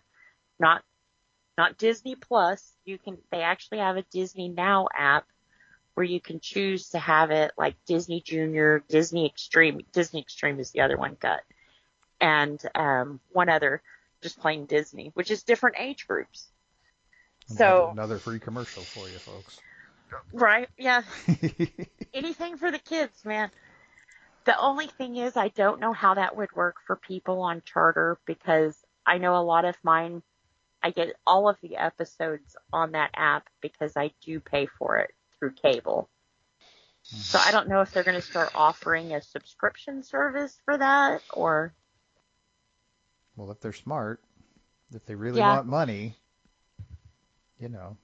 They should. I mean, if their complaint is that they don't want to spend money on new programming, I mean, honestly, put a freeze on new programming for a couple of years. You're really not going to hurt yourself that much. No. These kids want to see the same thing over and over again anyway. Yes and no. They do learn through through repetition. But I think of one of the most popular cartoons right now. It's Bluey. And we want a new season. We need a new season. And I think when you have a show that hits off, because I don't think they expected that show to be as big as it is. I think when you finally see something explode like that, go with it. Go with it. Throw your money into it. Throw your efforts into it. Throw your channel into it. Play that sucker 5 times a day. You're going to get your money to make new episodes, But we have so many shows that come out and we get like 5 episodes and then it's over, Oh, maybe in 2 years you'll have a new season. You're still bitter about The Mandalorian, aren't you? Yeah, I am. Also with Invincible, Robert Kirkman had made a point to say that animation takes so long to make, which, falls into the kids programming. It does take a little while to make animation. But 2 years? 2 years, no. Dude. Right, no. We've gotten 2 seasons of Bluey in that time. Right. Somebody's working, right. Yeah, you can't say it's just animation. You're animators. Right, that's a cop-out. Hire more. Yeah. That's a cop-out. But by the time it's come out now, 2 years later, I'm kind of like, nah, Mm-hmm. You lost your momentum. But The Simpsons takes a long time. Right, yeah. And they still do it. I'm not joking about that either. Right. Oh, really? Yeah. Their animation is 4 months behind. And when I say 4 months, I'm talking about 4 months of just figuring out what they're going to do for a season. Yeah. The process is much longer. And I understand drawing everything, but for one season, or Simpsons put out a season every year. Right. Every year. With Invincible, he waited almost 2.5 years before he put out 4 episodes. Now he's got to take a break in the middle of these 4 episodes to finish the next 4 episodes to complete the season. That's After just 2 mismanagement. years, after 2 years, you still don't have the whole show done? Yeah, Get out of here, That's mismanagement. Big time. He got busy on his other projects, and this one fell to the side. If I was Amazon, I'd be like, hey, dude, that's probably get your part head of out it, of is that he zombies. already had come back Amazon's over money here. in his pocket, and so it didn't matter anymore what the deadlines were. Mm-hmm. But anyway. But yeah, and we had that rant already. Yes. So I realize, animation and CGI and all of that, it does take longer. But,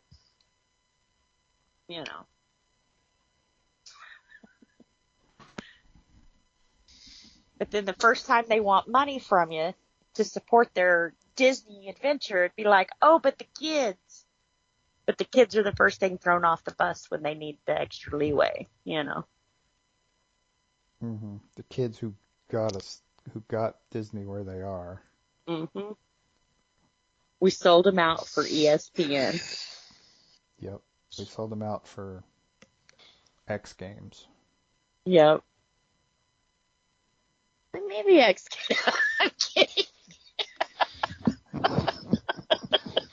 What you need to do is get that kid watching some sports. That's what needs to happen. Right?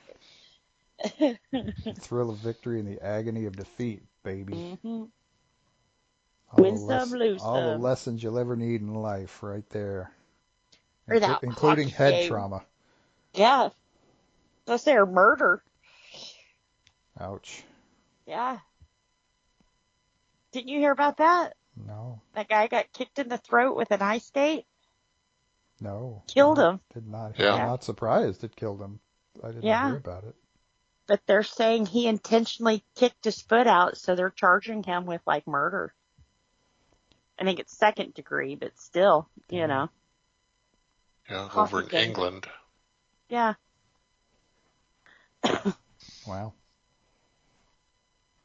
I mean, and hockey's pretty brutal, don't get me wrong. I know stuff like that happens, but you got a razor blade strapped to your foot. You can't kick people, Totally against the rules. It's just a bit, yeah. Okay. Move on to my news item. A little bit lighter. Yes, please. We went from kids to murder. Has to be. Pretty fast, I'd say. Right. In a recent interview with The Messenger, while he was promoting, speaking of Disney, the 2nd season of The Santa Clauses, Tim Allen has revealed that he's been talking to the cast of Home Improvement about getting the band back together. I heard about this. Wasn't he approached by Al Kearns, though? Well, it sounds like they've all been talking. He even mentions that he's talked to the boys.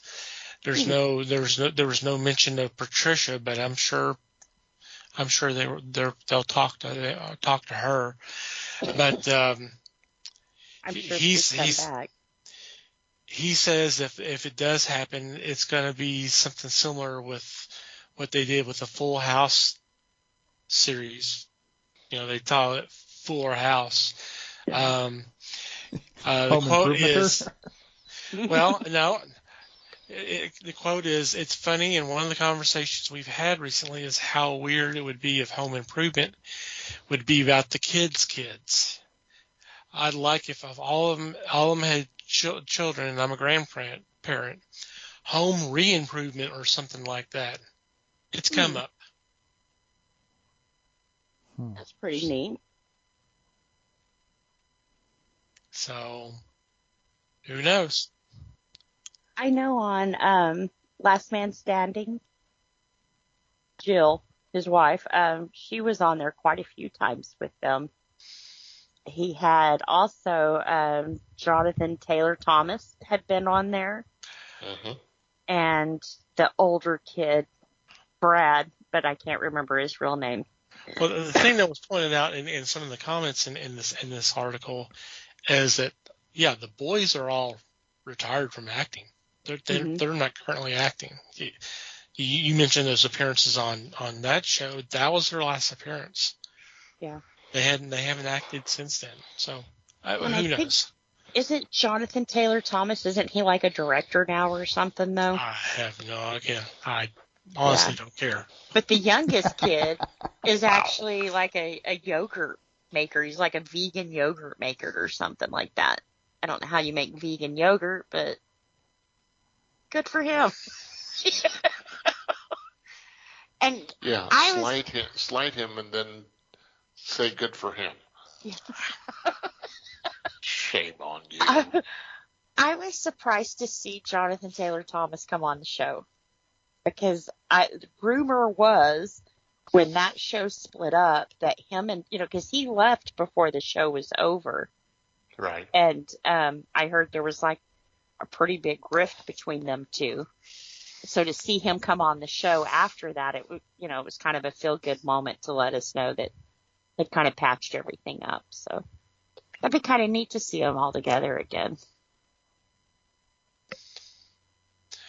Okay. Any special shout-outs or mentions this week? Don't think so. Okay.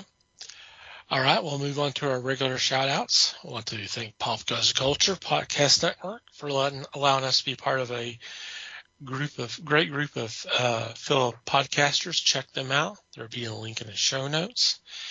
We also want you to check out the fine men and women who've been so kind enough to spread the word of the fellowship on Twitter/X by reposting our links.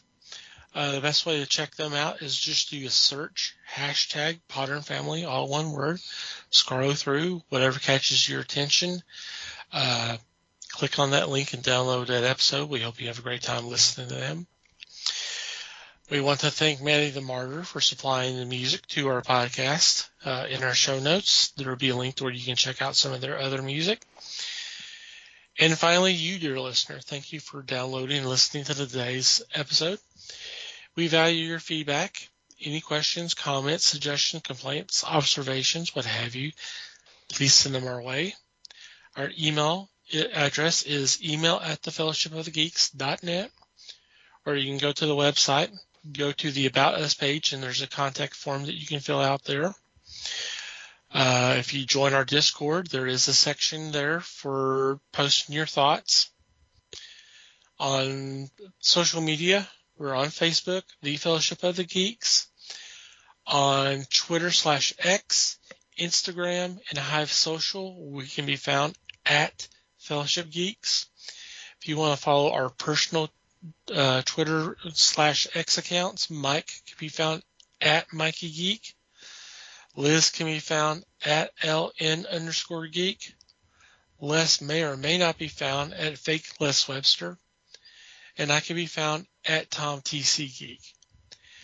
And from wherever you download our episodes, if you'd be so kind as to rate and review our show, it would be greatly appreciated. Anything else before we say goodbye? Just thanks, everybody.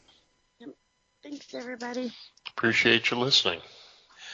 Thanks for listening, everybody. We do appreciate your support as always. And until next time, geek on, my friends.